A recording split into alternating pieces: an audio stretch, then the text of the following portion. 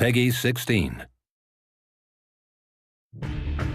Join us for an exclusive behind-the-scenes look at the next installment of the most celebrated RTS franchise of all time. This is Command & Conquer: Beyond the Battle, Part 1. When our community installs the game, they start to play it. Our veterans, the people who've been with CNC since '95, when they install the game and they start playing, all I really want from them is to go, holy crap, this is Command & Conquer. This feels like a Command & Conquer, a classic Command & Conquer game. It feels like Generals. So the core concepts in the original Command & Conquer RTS games were really about building a base, defending that base, and building an assault army that you could go attack the other base. First thing we said is we need to kind of wash the stain of CNC4 away. And to do that, you really have to get back to your roots, to get back to what it was that made your fans in the first place. Well, to me, the roots of Command & Conquer are always about base building that doesn't feel like a chore, harvesting that doesn't require your full attention, and a focus on fast action and lots of viable strategies in the actual combat.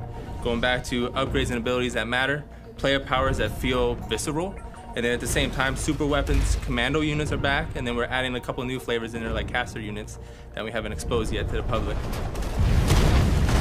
Well, we're all big Generals fans here, obviously. Looking at the old Generals, there's so many great ideas, so many great mechanics that they built in, so we were lucky to be able to cherry pick the ones we like the best. Now choosing the General is a big part of the game, just as important as choosing the faction you wanted to play. Now, it's like having hundreds of factions, let alone just 3. Each general will have its own set of abilities, upgrades, even player powers will change as well.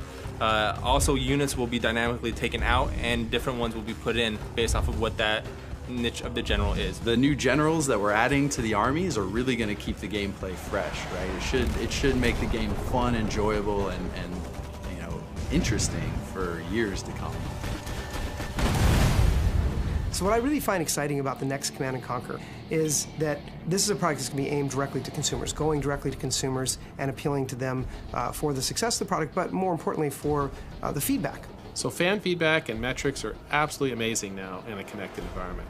In the past, we just made a game, we put it in a box, we got the feedback years later, we could make a change in a sequence. Today, we can hear the fans immediately, we can look at the data, we can change stuff daily, weekly, monthly. We can engage in this sort of ongoing conversation with our fan base, where if, say there's a general that we put out that we didn't balance quite right, we will get that feedback immediately.